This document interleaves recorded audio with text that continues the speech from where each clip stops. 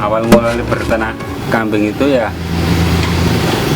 apa ya, pengen mengembangkan sebuah usaha. Jadi pengennya jangan cuma satu usaha. Jadi setelah usaha A sekiranya sudah bisa ditinggalkan tanpa saya, karyawan sudah bisa mampu, pengennya saya berkembang. Nah, saya muncul inisiatif ternak kambing dan domba.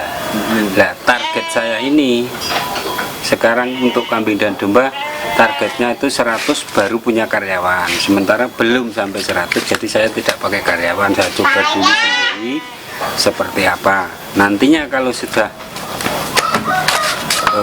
target 100 sampai baru saya mau pakai karyawan. Tadi saya sebelumnya toko kelontong, tambak, pertanian. Terus ini yang termasuk yang keempat. Tapi ya sekarang alhamdulillah hampir 1 tahun. Dan aku nih bukan kan 1 tahun. Perkembangan yang hampir 1 tahun ini saya sudah jual globalnya itu 2 kali yang global. Terus ini pada baru-baru lagi ya udah kisaran umur 2 bulanan lah ini yang ini.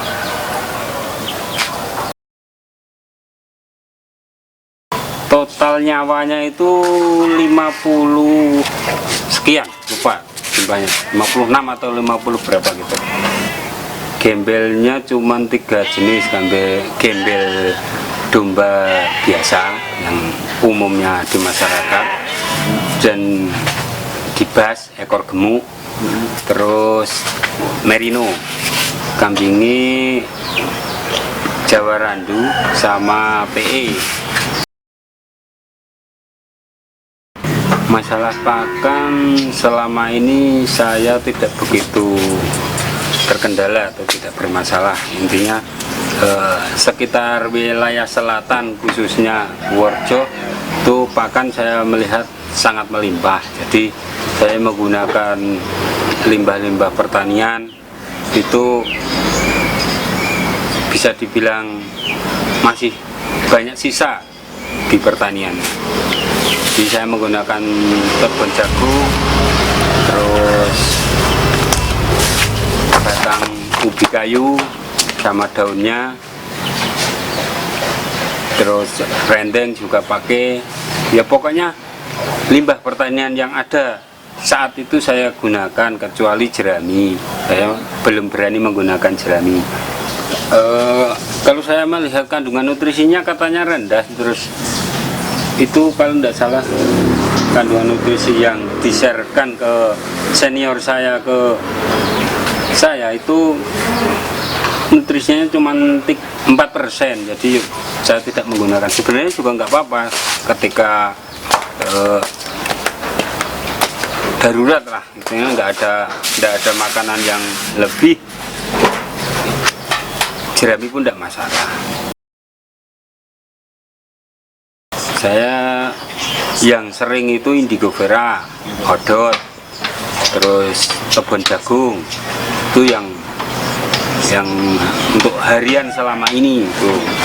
Cuman ketika pasca panen melimpah apa aja saya pakai, pokoknya ketika waktu itu melimpah apa saya pakai. Masalahnya pasca melimpah itu saya mengambilnya itu sekalian banyak. Takaran itu saya kan pakainya bukan sentrat murni ya, jadi ya kira-kira kisaran 2-4% berat badan domba. Kalau basah biasanya itu 10%, tapi kalau kering ya segitu, 4%-an. Berarti antara selase dan fermentasi biasanya banyak orang yang kurang paham. Artinya nek selase itu tidak pakai probiotik, kalau fermentasi pakainya probiotik. Daya ketahanan itu ya hampir sama. Itu 1 tahun bisa tahan, tapi ya jarang yang sampai 1 tahun itu jarang, paling 8 bulan 6 bulan. Saya paling lama dulu 6 bulan paling lama, tapi pakainya masih fermentasi, belum selase. Sekarang kan sudah tahu teknik perbedaan antara selase dan fermentasi, jadi saya sekarang sudah nggak fermentasi, pakainya selase, lebih mudah, dan di bahan pakan sendiri lebih awet karena tidak pakai probiotik. Kekurangan dan kelebihannya selase dan fermentasi juga ada. Kalau fermentasi itu kandungan nutrisi pakan bisa naik, tetapi kalau selase tetap kandungan nutrisinya. Tapi kalau fermentasi, kalau salah sedikit itu bisa jadi kompos. Kalau selase itu Oke. kalau selasa itu nggak pakai waktu, baratnya sekarang bikin ini, besok kok nggak punya pakan simpanan, hanya punyanya cuma selasa, dimakan aja tidak masalah. Kalau fermentasi biasanya saya itu 7 hari, jadi setelah 7 hari baru dimakankan, karena sebelum 7 hari aromanya agak aneh.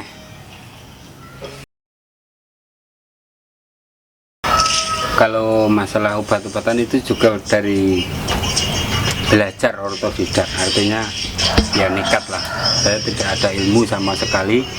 Begitu saya punya domba, kebetulan ada domba yang sakit, itu kan harus pengobatan. Setelah pengobatan beberapa kali saya pakai dokter, dan nominalnya lumayan juga. Nah, dari itu saya belajar ke tempat senior-senior saya yang sudah berpuluh-puluh tahun, bagaimana cara menyuntik, mengobati dan sebagainya. Saya belajar dari situ ya. Sekarang alhamdulillah saya sendiri obat-obatan saya beli di warung, terus saya obatkan sendiri. Jadi obat itu ada obat cacing kemasan jadi, tinggal diminumkan atau disuntikkan. Vitamin sama juga, tinggal diminumkan atau disuntikkan. Terus kalau obat yang istilahnya khusus itu tetap disuntikkan.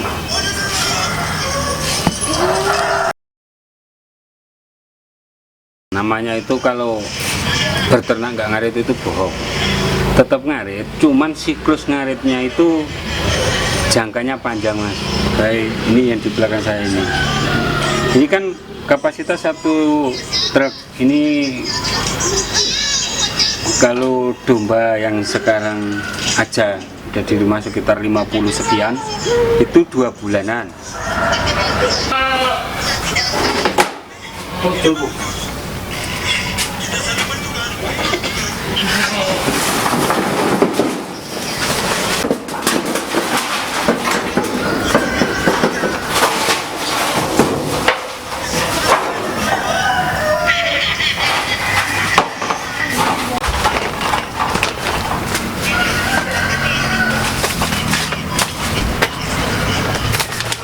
Selasa di Tebon Jagung.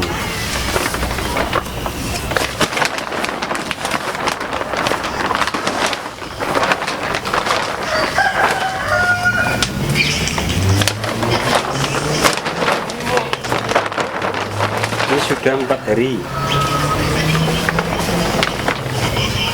sama jagungnya.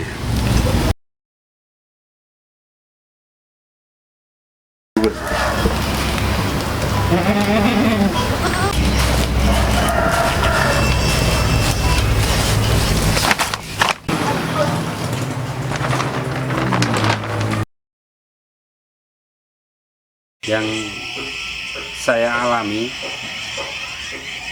sudah 2 kali panen itu, kalau domba itu ya kecil, tapi keuntungan kecil itu karena modal kecil juga. Semisal gini, domba itu saya beli bibitnya harga 600, paling saya jual 950 atau 1 juta lebih sedikit. kan keuntungan kecil per 3 bulan, tapi kan modal kecil juga. Ya operasional pakan itu saya anggarkan 2.500 per ekor per hari. Ya kalau menurut pengalaman saya itu keinginan itu jangan diangan-angan, jadi langsung praktek langsung, nanti tahu pengalaman langkah-langkah berikutnya. Jadi saya cuman langsung praktek, jadi begitu saya melihat peluangnya besar, saya langsung praktek nol sekali tanpa ilmu. Tapi setelah saya punya, otomatis saya harus berupaya mencari tahu ini bagaimana solusinya, ini bagaimana pakannya, dan bagaimana perawatannya seperti itu.